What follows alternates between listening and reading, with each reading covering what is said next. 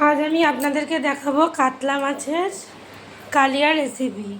কাতলা মাছ নুন হলুদ ভালো করে ধুয়ে নুন হলুদ মাখিয়ে তেলে ভেজে রেখেছি। আলুও ভাজা হয়ে গেছে।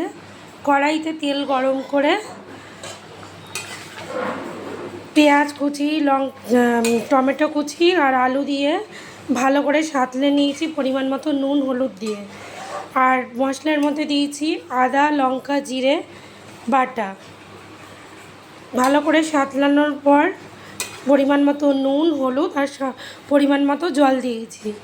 আর আমাদের কেউ কেউ ঝাল খেতে ভালোবাসে বলে তার জন্য গোটা লঙ্কা দিয়ে দিয়েছি।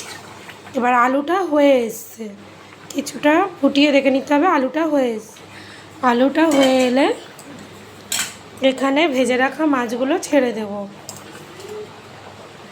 ভেজে রাখা মাছগুলো ছেড়ে দিয়ে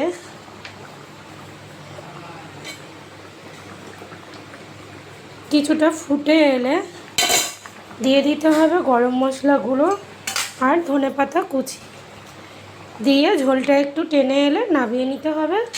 তাহলেই রেডি আমাদের কাতলা মাছের কালিয়া। এই দেখুন, এগুলো দিয়ে দিলাম। যেহেতু কালিয়া তাই বেশি ঝোল রাখা যাবে না। অ্যাকচুয়ালি কাতলা মাছের কালিয়াতে আলুও চলে না, কিন্তু আমাদের বাড়ির লোক একটু আলু ভালোবাসে বলে তাই আমি কয়েক পিস আলুও দিয়েছি।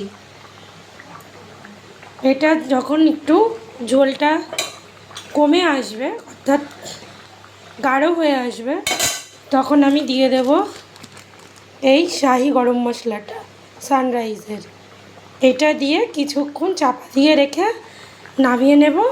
আর একটু ধনেপাতা কুচো দিয়ে দেবো, তাহলেই তৈরি হয়ে যাবে আমাদের কাতলা কালিয়া।